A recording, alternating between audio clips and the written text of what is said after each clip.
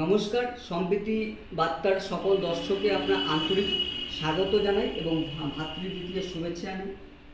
আজ আমরা এসে উপস্থিত হয়েছি একজন সকলের প্রিয় মানুষ এবং কাজের মানুষ, বারাসাত সাংগঠনিক জেলার ওবিসি মোর্চার সভাপতি মাননীয় নীলরতন মিত্র মহাশয়। নমস্কার, আপনাকে সম্প্রীতি বার্তার তরফ থেকে স্বাগত জানাই। প্রথমেই বলব, বর্তমানে বাংলার রাজনীতিতে বিজেপির যে ভিত্তি স্থাপন হয়েছিল, আজ তার একটি স্তম্ভ ধরে যাচ্ছে। এ বিষয়ে আপনি কি দৃষ্টি দেবেন? দেখুন, ভারতীয় জনতা পার্টি সৃষ্টি ভারতীয় জনসংঘ। ভারতীয় জনসংঘের সৃষ্টির পর থেকে সমগ্র পশ্চিমবাংলা ব্যাপী ধীরে ধীরে আস্তে আস্তে অগ্রসর হচ্ছে। তারপরে ভারতীয় জনতা পার্টি আসলো, আর আজকে পশ্চিমবাংলায়, বিগত দিনে পশ্চিমবাংলায় ভারতীয় জনতা পার্টি, আজকে পশ্চিমবাংলায় ভারতীয় জনতা পার্টি একটা বটবৃক্ষের চেহারা গ্রহণ করেছে। ক্ষমতাটায় আসাটাই বড় ব্যাপার নয়। ভারতবর্ষের অন্যান্য রাজনৈতিক দলগুলোর সঙ্গে ভারতীয় জনতা পার্টির ডিফারেন্স হচ্ছে পার্টি উইথ ডিফারেন্স, যেটা হচ্ছে একটা ইডিওলজি আছে, এবং সেই ইডিওলজির ভিত্তিতে আজকে পশ্চিমবাংলা কেন সারা ভারতবর্ষব্যাপী একটা নতুন জাতীয়তা বোধের জনজোয়ার সৃষ্টি হয়েছে। তার সঙ্গে পশ্চিমবাংলার মানুষও কিন্তু পিছিয়ে। হয়তো এবারের ভোটে আমরা ক্ষমতায় আসতে পারিনি, কিন্তু যে বৃদ্ধিটা হয়েছে ভারতীয় জনতা পার্টি, বিশেষভাবে পশ্চিমবাংলার মানুষের মনে যে জাতীয়তা বোধের যে জাগরণ ঘটেছে, এটাকে আপনারা অস্বীকার করতে পারবেন না। এবং এটা অন্যান্য রাজনৈতিক দলগুলো কিন্তু ভারতীয় জনতা পার্টির ইডিওলজিকে প্রত্যক্ষ পরোক্ষভাবে গ্রহণ করেছে। এটাই ভারতীয় জনতা পার্টির সব থেকে বড় সাফল্য। ক্ষমতায় আসাটাই যে বড় সাফল্যের ব্যাপার না, ইডিওলজিটা, ভারতীয় জনতা পার্টির ইডিওলজি আজকে কংগ্রেস হোক, সিপিএম হোক বা তৃণমূল কংগ্রেস হোক, তারা কিন্তু সবাই পরোক্ষভাবে গ্রহণ করছে এবং তাদের ভিতরেও সেই ভারতীয় জনতা পার্টির ইডিওলজিটা আসছে। সুতরাং সেদিক থেকে দেখতে গেলে আমাদের ভিত্তি বলুন, বৃদ্ধি বলুন, সেটা কিন্তু একটুও কমেনি, বরং বৃদ্ধি হয়েছে। আরো উত্তরোত্তর বৃদ্ধি পাবে। আগামী দিনে অপেক্ষা করুন, বাংলার মানুষ তার জন্য অপেক্ষা করছে। বাংলার জনতা দেখেছে গত কয়েক মাসে আপনাদের দুইজন তারও বেশি রদবদল তৃণমূলে চলে গেছে। সেক্ষেত্রে বাংলা আগামী নির্বাচনে কতখানি প্রভাব পড়বে বলে আপনার কাছে মনে হয়? দেখুন, নরেন্দ্র মোদীজির নেতৃত্বে যখন ভারতীয় জনতা পার্টি এবং আজকের দেশের নেতৃত্ব আন্তর্জাতিক নেতা হিসেবে যখন স্বীকৃতি পাওয়ার পরে অমিত শাহ সর্বভারত সভাপতি ছিলেন, আজকে তিনি স্বরাষ্ট্রমন্ত্রী, তার উদ্যোগে, তাদের উদ্যোগে পশ্চিমবাংলায় যেভাবে ভারতীয় জনতা পার্টিতে এই নির্বাচনে, বিগত বিধানসভা নির্বাচনের আগে বিভিন্ন দল থেকে যেভাবে এসছিল, এটা ঠিক। তারা বুঝতে পেরেছিলেন যে ভারতীয় জনতা পার্টিকে ঠেকানো সম্ভব না। আমাদের হয়তো রণকৌশলে কিছুটা ভুল বলুন বা রণকৌশলে কৌশলগত বিভিন্ন পদ্ধতিতে, যেটাই যে কারণেই হোক, আমরা চেষ্টা করেছিলাম এবং তারা এসেছিলেন, এবং আসার পরে যারা এসেছিলেন তারা সুবিধাগতভাবেই হোক বা জাতীয়তাবাদের চেতনাতেই হোক, রাষ্ট্র চেতনাতেই হোক, তারা এসেছিলেন। হয়তো আজকে যে পশ্চিমবাংলায় যে গণতন্ত্র, তো অ্যাকচুয়ালি পশ্চিমবাংলায় নেই, গণতান্ত্রিক অধিকার কিন্তু বাংলার মানুষ এই সুফল ভোগ করতে পারছে না। তা সেখানে বসে আজকে বাংলার মানুষ বা সাধারণ মানুষ, সাধারণ কর্মী, অন্যান্য দলের রাজনৈতিক নেতা দেখছে যে কিছু ন্যূনতম সুযোগ সুবিধা, কারণ আজকালকার মানুষ হচ্ছে আপৎকালীন কিছু সুযোগ সুবিধা পেতে ব্যস্ত থাকে, এটাই স্বাভাবিক নিয়ম, এটা দোষের বিষয় না। কিন্তু এই আপৎকালীন সুযোগ সুবিধাটা যদি প্রকৃত গণতন্ত্র থাকতো, গণতন্ত্রে বিভিন্ন মতামত থাকতেই পারে এবং সেই মতামতের ভিত্তিতে মানুষ সুযোগ সুবিধা, গণতন্ত্রে বহুদলীয় ব্যবস্থা থাকে এবং বহুদলীয় ব্যবস্থার মধ্যে যে যার মতামত প্রয়োগ করতে পারে। কিন্তু পশ্চিমবাংলায় কি হচ্ছে, একটা একদলীয় শাসন ব্যবস্থা, একটা এককেন্দ্রিক হিটলারি শাসন ব্যবস্থা, স্বেচ্ছাচারী স্বৈরতান্ত্রিক শাসন ব্যবস্থা চলছে, এক ব্যক্তি কেন্দ্রিক একটা রাজনৈতিক দল চলছে। সেখানে বসে তারা ভাবছে যে সুযোগ সুবিধা, ন্যূনতম যেসব সুযোগ সুবিধা, সবাই তো আর ইডিওলজিটাকে গ্রহণ করে পার্টিতে আসে না, এসছিলেন আবার চলে গেছে। কিন্তু এইটুকু আমাদের বিশ্বাস আছে এবং আস্থা আছে যে মনে যে পদ্ম ফুল, তার চেতনা, জাতীয়তা বোধ, রাষ্ট্র চেতনা কিন্তু জাগ্রত হয়ে গেছে। এরা এসছে, আবার গেছে, আবার দেখবেন আসবে, তার জন্য শুধু সময়ের অপেক্ষা করতে হবে। এই যে জাতীয়তাবাদের নতুন করে ভারতবর্ষে, পশ্চিমবাংলায় যে নবজাগরণ ঘটলো, রাষ্ট্র চেতনার উদ্ভব হলো, এটাকে উপেক্ষা করতে পারবেন না।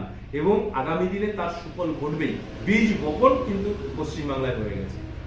এর আগে নির্বাচনে বিজেপির ফলাফল যে সংখ্যকভাবে ভোটে জয়লাভ করেছিল, সেই ভিত্তিতে নির্বাচনের ভিত্তিতে দিনহাটায় যে বর্তমান ফলাফল কতখানি ফারাক হবার কি কারণ, এ বিষয়ে আপনার মনে করেন? দেখুন, একটা সামগ্রিক বিধানসভা নির্বাচন, তার একটা নির্বাচনী ইস্যু, তার এজেন্ডা, ম্যানিফেস্টো, আর একটা উপনির্বাচন, অনেক ফার ডিফারেন্স হয়। এবার উপনির্বাচনে কি ফলাফল হলো, দেখা যায় যে একটা রাজ্যের নিরঙ্কুশ সংখ্যাগরিষ্ঠতার মধ্যে থেকে একটা রাজনৈতিক দল যখন ক্ষমতায় চলে আসে, তারপরে যে উপনির্বাচনগুলো হয় সেখানে সাধারণ মানুষের কিন্তু ভোটাধিকারে, গণতান্ত্রিক অধিকারে প্রয়োগটা কিন্তু কমে যায় এবং নিজস্ব স্বাধীনতা বোধ থেকে সে আস্তে করে পিছু হটতে শুরু করে, কারণ ন্যূনতম সুযোগ সুবিধার ব্যাপার থাকে। এবার সেই সুযোগ সুবিধাগুলো থেকে যারা বঞ্চিত হতে পারে, এটা তো পশ্চিমবাংলার পরিবর্তন হবে না, এবং ভাবে যে একটা উপনির্বাচনে যদি আমরা অন্যদিকে ভোট দিই বা অন্য একটা দলকে আনি, স্বাভাবিকভাবেই আমরা হয়তো সুযোগ সুবিধা থেকে বঞ্চিত হব। যার জন্যই মানুষ কিন্তু এই যে দিনহাটার উপনির্বাচনে বিগত বিধানসভা নির্বাচনের সঙ্গে যে ফারাকটা ঘটেছে, এটা বড় কারণ। আর সঠিকভাবে যদি ভোটটা হতো, রাজ্য সরকার যদি সঠিকভাবে ভোটাধিকারের ব্যবস্থাটা করতো, যদি রাজনৈতিক সন্ত্রাস না থাকতো, দলগত যদি সন্ত্রাস না থাকতো, তাহলে দিনহাটায় একই রেজাল্ট হতো। এটা এই দিনহাটার উপনির্বাচনের ফলাফল দিয়ে আপনি আগামী দিনের বিধানসভা বা আগামী দিনের যে নির্বাচনগুলো হবে বা সামগ্রিক নির্বাচনগুলো হবে বা লোকসভা, তা পরিলক্ষিত হয় না। সামনে পৌরসভা নির্বাচন, আপনার দল কতটা সাংগঠনিক দলে শক্তিশালী করছেন? দেখুন, পৌরসভা নির্বাচন বা পঞ্চায়েত নির্বাচন, যে নির্বাচনগুলোই হবে, বিগত দিনেও আমরা দেখেছি তো তৃণমূলের রাজত্বে পঞ্চায়েত নির্বাচন হয়েছিল, পৌরসভা নির্বাচন, কর্পোরেশন নির্বাচনটা হয়েছিল। নির্বাচনটা একটা নিমিত্ত মাত্র, পরিহাসের বিষয় হয়ে দাঁড়িয়েছিল। কারণ একটা নির্বাচিত সরকারের অধীনে যে নির্বাচন কমিশনার, রাজ্য নির্বাচন কমিশনারকে তার স্বাধীনতা প্রয়োগ করতে দেওয়া হয়। রাজ্য সরকারের আঙ্গুলি হেলনে নির্বাচনগুলো পরিচালিত হয়েছিল। তো সুতরাং জনগণ যে মতামতের রায় দেওয়ার পরেও দেখা যাচ্ছে কাউন্টিং থেকে অলরেডি সরে যেতে হয়েছে, সেখানে সার্টিফিকেট দেওয়া হয়নি বিভিন্ন রকম। আগামী দিনেও যে কর্পোরেশন বা পৌরসভা নির্বাচনে মানুষ তার গণতান্ত্রিক অধিকার প্রয়োগ করবে, সঠিকভাবে নির্বাচন পরিচালনা হবে। আমরা আশা করি না যে এই রাজ্য সরকারের মধ্যে থেকে, এই তৃণমূল সরকারের দ্বারা পরিচালিত কোনো নির্বাচন, সেই নির্বাচন একদম ফ্রেশ অ্যান্ড ফেয়ার হবে, এটা কখনোই সম্ভব না। তার মধ্যে থেকেও ভারতীয় জনতা পার্টি প্রস্তুত লড়াই করার জন্য, এবং আমরা আশাবাদী মানুষ তার গণতান্ত্রিক অধিকার প্রয়োগ করবে, সেটা সার্টিফিকেট পাক আর না পাক। পেট্রোল ডিজেলের দাম কেন্দ্র সরকার কমিয়েছে। এই দিনও আপনারা রাজনীতি করছেন। প্রথম দিন ঢুকে রাজীব বন্দ্যোপাধ্যায় রাজনীতিতে ঢুকে, তৃণমূলে ঢুকে তার মন্তব্য করেছেন, যে কতটা যুক্তিযুক্ত আপনি নিজে বলুন। দেখুন, ভারতীয় জনতা পার্টিতে আসলেই সে ভারতীয় জনতা পার্টির ঘরানা বুঝে যাবে, এটা সম্ভব নয়। আমাদের হয়তো একটু যতই হোক একটু চিন্তা চেতনার, হয়তো আত্মসমালোচনার দরকারও আছে আমাদের। যেটা হচ্ছে, ভারতীয় জনতা পার্টিতে আসার পরে ভারতীয় জনতা পার্টির ঘরানাটাকে বুঝতে হবে, তাদেরকে এনে সামনে নেতৃত্ব দিতে হবে। ঘরানাই বুঝতে পারেন রাজীব বন্দ্যোপাধ্যায় বলুন, আর তৃণমূলের মুকুল রায় বলুন, আর যেই হোক আসবে, তাকে ভারতীয় জনতা পার্টির যে একটা ইডিওলজি, দর্শন, সেগুলোকে তো নিতে হবে, গ্রহণ করতে হবে। এবং রাজীব বন্দ্যোপাধ্যায় কি বলছে না বলছে, পেট্রোপণ্যে আমাদের আগে হচ্ছে, আমরা যেটা বিশ্বাস করি সেটা হচ্ছে আগে দেশ, তারপরে সবকিছু। আমরা দেশকে রক্ষা করার জন্য আজ পর্যন্ত ভারতীয় জনতা পার্টি কোনো সস্তা চলতি চমকপ্রদ চটকদারি কোনো রাজনৈতিক সিদ্ধান্ত গ্রহণ করেনি বা কোনো সরকারি প্রকল্প গ্রহণ করেনি। কারণ আমরা হচ্ছে স্থিতিশীল উন্নয়নে বিশ্বাসী, সাস্টেনেবল ডেভেলপমেন্ট। সেই স্থিতিশীল উন্নয়নে হয়তো কোনো সময় ব্যাকডোরে আসতে হবে, কখনো ফ্রন্ট ডোরে যেতে হবে, কিন্তু সর্বোপরি আমরা আগে দেশ, তারপরে দল, তারপরে ব্যক্তি। সুতরাং আমরা দেশের জন্য যদি আমাদের ক্ষমতা থেকে সরে যেতে হয়, তাও ওরা বলছে পেট্রোপণ্যে। আজকে ভারতবর্ষে যে আন্তর্জাতিকভাবে যে করোনাকালীন পরিস্থিতি, সারা বিশ্বে অর্থনৈতিক মন্দা, সব ভারতবর্ষে এত কোটি, 125 কোটি, 30 কোটি দেশের মানুষের বসবাস, সেখানে বসে এই করোনাকালীন পরিস্থিতিতে ভারতবর্ষে যদি আজকে কংগ্রেস গভর্নমেন্ট থাকতো, তাহলে ভারতবর্ষের দুর্ভিক্ষ লাগতো। কারণ প্রত্যেকটা মন্ত্রী ছিল করাপ্টেড, তাদের সুইস ব্যাংকে টাকা, সুইজারল্যান্ডে বিভিন্ন জায়গায় প্রত্যেকটা মন্ত্রী। আজকে কংগ্রেসি আমলে পেট্রোপণ্যের দাম, তখন তো এরকম আন্তর্জাতিকভাবে কোনো বিশ্ব মহামারী, অতি মহামারী ছিল না। আর আজকে মধ্যপ্রাচ্যের দেশগুলোতে মধ্যপ্রাচ্যের দেশগুলোতে দেখুন না, মধ্যপ্রাচ্যের যে রাজনৈতিক অস্থিরতা চলছে, যেখানে তেল উৎপাদন হয় যেসব জায়গাগুলো, এই আফগানিস্তানের যে অবস্থা, তালিবানি শাসন ব্যবস্থা, মধ্যপ্রাচ্যে কুয়েত বলুন, ইরান বলুন, ইরাক বলুন, সে মধ্যপ্রাচ্যের যে রাজনৈতিক অস্থিরতা চলছে, তেল উৎপাদনে সেখানে সঠিকভাবে যে রাজনীতিটা চলছে, তার পরিপ্রেক্ষিতে আন্তর্জাতিক যে মান নির্ণয় হয়, পেট্রোপণ্যের দামের যে একটা আন্তর্জাতিক যে দর কষাকষি ঘটে, সেখানে বসে কংগ্রেসি আমলে কি উত্তর বৃদ্ধি পেয়েছিল, সেখানে বসে ভারতীয় জনতা পার্টি যেটুকু সময় বাধ্য হয়েছে যে এই অর্থনৈতিক অবস্থাটাকে সামাল দিতে, হয়তো হ্যাঁ এটা ঠিক, সাধারণ মানুষ কিন্তু দ্রব্যমূল্য বৃদ্ধির যে হারে অন্যান্য জিনিসপত্রের দাম বৃদ্ধি পেয়েছে, তার ফলে নিশ্চয়ই সাধারণ মানুষ একটু অসহায় অবস্থার মধ্যে পড়েছে। কিন্তু আমরা বলেছিলাম, এর আগেও আপনাদের অন্যান্য মাধ্যমে এসেছিল, আমি বলেছিলাম যে পেট্রোপণ্যের ব্যাপারটা নিয়ে আজকে এই মুহূর্তে সরকার আবার বৈঠকে বসছে, বৈঠক হয়েছে এবং বৈঠক হওয়ার পরে সিদ্ধান্ত নেওয়া হচ্ছে। কিন্তু বলা হচ্ছে রাজ্যগুলো যে ভ্যাটের ব্যবস্থাটা আছে, সেটা যদি সঠিকভাবে জিএসটি প্রয়োগে যদি করা হয়, কিছুটা হলেও নিয়ন্ত্রণ হতো। আমি বলার পরে তো দেখলেন দুদিনের মধ্যেই কিন্তু আমি যেটা কথাটা আগে বলেছিলাম আপনাদেরকে, যে দাম কমবে, কেন্দ্রীয় সরকার খুব খারাপ অবস্থার মধ্যে পড়ে এটা বাধ্য হয়েছে, দেখুন দাম কমানো হয়েছে। আজকে সেটা পশ্চিমবাংলা করে দেখা, আমরা তো রাজ্যের মুখ্যমন্ত্রীর কাছে আবেদন করবো যে জিএসটি ভ্যাট এগুলো ঠিকমতো সঠিকভাবে প্রয়োগ করে বাংলায় যে তেল পেট্রোপণ্য যে তেলের ব্যাপারগুলো সেগুলো ঠিকমতো নিয়ন্ত্রণ করুক। দেখবেন পশ্চিমবাংলার মানুষ আজকে কি অসহায় অবস্থার মধ্যে আছে, প্রত্যেকটা সবজি আনাজ ভোজ্য তেল থেকে শুরু করে কোনো নিয়ন্ত্রণ ব্যবস্থা নেই বাজারের উপরে।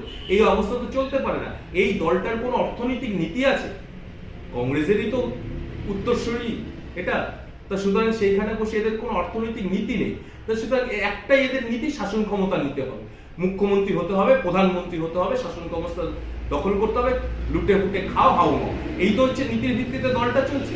তা সেই জায়গায় বসে আজকে ওরা যে সস্তা, এটা বিরোধী দল হিসাবে রাজনীতি করার জন্য বলছে, এখানে বসে ওদের হাতে যদি শাসন ব্যবস্থা থাকতো ভারতবর্ষে, আজকে সিপিএম বা তৃণমূল বা কংগ্রেস যদি থাকতো কেন্দ্রে, সম্ভব ছিল, স্বয়ং ভগবান আসলেও পারতো না এই পরিস্থিতিতে যে পেট্রোপণ্যের দামের যে ব্যাপারটা। সুতরাং এটা তো বললে হবে না, সস্তা চমকপ্রদ কথা বলে ভোটের বাজারে মাত করা যায়, সাধারণ মানুষকে হয়তো দেওয়াল লিখনের মধ্যে থেকে বক্তব্যের মধ্যে দিয়ে একটু চটকদারি রাজনীতি করা যায়। কিন্তু এটা তো ঠিক যে ভারতীয় জনতা পার্টি একমাত্র ভারতবর্ষের রাজনৈতিক দল যারা দেশকে নিয়ে চিন্তা করে, দেশের মানুষকে নিয়ে চিন্তা করে, এবং এটা বাধ্য হয়েছিল সেই পরিস্থিতিতে। আবার যে কোনো প্রকারই হোক এটা কমানো হয়েছে, আরো দেখবেন আগামী দিনে কি। তাহলে আরেকটা প্রশ্ন করবো, দিনহাটা রেজাল্টের পর রাহুল সিনহা নিজেই মন্তব্য করেছেন যে আমাদের এই অবস্থার জন্য আমরা নিজেরাই দায়ী। এ বিষয়ে আপনার কি মনে হয়, এবং কর্মীদের উপর মনোবল কি আস্থা হারালো? না না, বিষয়টা হচ্ছে রাহুল সিনহা কি বলছেন তার এটা ব্যক্তিগত মতামত, সে ব্যক্তিগত মতামত দিতেই পারে। বিষয়টা হচ্ছে দায়ী আমরা বা কারা সেটা পরের বিষয়। সমালোচনা, আত্মসমালোচনা থাকবেই। একটা দল পরিচালনা করতে গেলে, তাকে রাজনীতিতে অংশগ্রহণ করতে গেলে আত্মসমালোচনার দরকার আছে। হয়তো দোষ ত্রুটি হোক বা সঠিক পথ নেওয়ার পরেও অনেক সময় ব্যাকডোরে যেতে হয়, কিন্তু এটা তো ঠিক আজকে পশ্চিমবাংলায় প্রধান বিরোধী দলের মর্যাদা পেয়েছে ভারতীয় জনতা পার্টি। আমরা 100 ধরেছি, কিন্তু পরীক্ষায় 100তে 100ই পাওয়া যায় না। যদি কোনো ছাত্র 100 টার্গেট নেয়, সেখানে 70 পায়, 80 পায়। তো সেখানে বসে আমরা 100 ধরেছি, মানুষের মধ্যে আস্থা অর্জন করার চেষ্টা করেছি, মানুষও এসেছিল, জনগণ এসেছিল। যদি রাজনৈতিক এই সন্ত্রাস না থাকতো, তারপরে কি দেখেছে, নকল আইপিএস অফিসার, নকল আইএস অফিসার, যা আজকে ভারতবর্ষের ক্ষেত্রে একটা উদাহরণ হয়ে গেছে। বিশ্বের আমাদের মাথা নত হয়ে যাচ্ছে, যে বাংলা পথ দেখাতো সারা পৃথিবীকে, সারা ভারতবর্ষকে, সেখানে বসে আজকে আমাদের কল্পনার বাইরে চলে যাচ্ছে। নকল ডাক্তার, এমবিবিএস, আইএস, আইপিএস, এক করোনা ভ্যাকসিন নিয়ে নকল, এটা হতে পারে? কোন রাজনৈতিক অবস্থার মধ্যে আমরা আছি, কোন শাসন ব্যবস্থার মধ্যে আছি? তো সেখানে বসে যেসব পোলিং অফিসার, প্রিজাইডিং অফিসার, সব নকল করা হয়েছিল, এগুলো আমরা ধরতে পারি। এটাই আমাদের ভুল। আত্মসমালোচনা এই জায়গাটাই করতে হবে। আমরা যদি ধরতে পারতাম, বিষয়গুলো বুঝতে পারতাম, আমরা ভেবেছি বাংলার সভ্যতা সংস্কৃতি সেই মানদণ্ড আছে, এটা হতে পারে না, আমরা সেই জায়গাটা বিশ্বাস করেছিলাম। বাংলার কৃষ্টি কালচার, বাংলার মানুষের সততার উপরে বিশ্বাস করেছিলাম, কিন্তু এত বড় দুর্নীতি যে হবে এটা আমরা আসলেই বুঝতে পারিনি। যাই হোক, বিষয়টা আগামী দিনের জন্য আমরা তৈরি। দেখুন না, আজকে পশ্চিমবাংলার বিধানসভাতে সিপিএম নেই, কংগ্রেস নেই, এটাই ভারতীয় জনতা পার্টির সাফল্য। এর থেকে বড় সাফল্য আর কি হতে পারে? এই বীজটা বপন করা হয়েছে, এর ফসল ফলবেই ফলবে। লাস্ট প্রশ্ন, 30শে নভেম্বরের পর বিনামূল্যে যে কেন্দ্র সরকার রেশনটা দিচ্ছে সেটা বন্ধ হয়ে যাবে, যারা দিন হানে দিন খায় তাদের কতটা অসুবিধা হবে, এবং আগামী দিনে বিজেপি কেন্দ্র সরকার কোনো রেশনের কি ব্যবস্থা কি করবে বলে মনে হয়? দেখুন, আপনারা সংবাদ মাধ্যম 30শে ডিসেম্বরে যে বন্ধ হয়ে যাবে এর কোনো সার্কুলার কি এখনো আছে? সর্বোপরি ফুড সিকিউরিটি অ্যাক্ট, কেন্দ্রীয় সরকারের খাদ্য নিরাপত্তা আইন, তাহলে খাদ্য নিরাপত্তা আইনটাকে আগে তুলে দিতে হবে। তাহলে খাদ্য নিরাপত্তা আইনে কি আছে, ফুড সিকিউরিটি অ্যাক্টে কি আছে সেটাকে দেখতে হবে। আর ওই ফুড সিকিউরিটি অ্যাক্টের মধ্যে থেকে পশ্চিমবাংলার মানুষই হোক আর ভারতবর্ষের মানুষই হোক, সমস্ত মানুষকে সেই ফুড সিকিউরিটি অ্যাক্টের আওতায় আনা হয়েছে। সেরকম কি করে বলছেন আপনারা যে 30শে ডিসেম্বর উঠে যাবে বা কিছু? আমার ঠিক জানা নেই বিষয়টা 30শে ডিসেম্বর উঠে যাবে কি যাবে না, এটা আপনাদের কাছে শোনা। কিন্তু আমার যে বিষয় যে মানুষ খাদ্য সুরক্ষা আইনের আওতায় আছে, এটা কখনোই হবে না। তাই যদি না হয় তাহলে ডিজিটাল রেশন কার্ড, যেখানে বলা আছে এক দেশ এক রেশন ব্যবস্থা, এবং এই যে রেশন ব্যবস্থা পার্টিকুলার কোনো দোকান থেকেই তুলতে হবে এমন কোনো বিষয় না। ডিজিটাল রেশন কার্ডে আমি যদি উত্তরপ্রদেশে যাই, আমার কার্ড দিয়ে আমি উত্তরপ্রদেশ থেকে আমি রেশন তুলতে পারবো সাধারণ। এর থেকে বড় জিনিস আর কি হতে পারে? এটা তো পশ্চিমবাংলায় সঠিকভাবে লাগু, এখনো দেরি হচ্ছে ডিজিটাল। অন্যান্য রাজ্যে তো ডিজিটাল রেশন কার্ডের সুযোগ সুবিধা মানুষ পাচ্ছে, এখনো কেন বাংলার মানুষ ডিজিটাল রেশন কার্ডে এত পিছিয়ে আছে? কেন পশ্চিমবাংলায় কেন এত পিছিয়ে আছে তার সঠিক নির্ণয় নেই। এগুলো তো সস্তা মানে চমকপ্রদভাবে চটকপ্রদ রাজনীতি হচ্ছে। বাংলার মানুষও তৈরি হয়ে গেছে, বাংলার মানুষ কিন্তু ক্রমশ সচেতন আছে, এবং বাংলাতে সর্বোপরি রাজনৈতিক সচেতন। হয়তো বিভিন্ন সময় বিভিন্নভাবে বিপথে আমরা পরিচালিত হই, কিন্তু আবার সঠিক সময় সঠিকভাবেই তার পথ দেখা যায়। আপনাকে অসংখ্য ধন্যবাদ আমাদের সম্প্রীতি বার্তা গুরুত্বপূর্ণ সময় দেওয়ার জন্য। নমস্কার।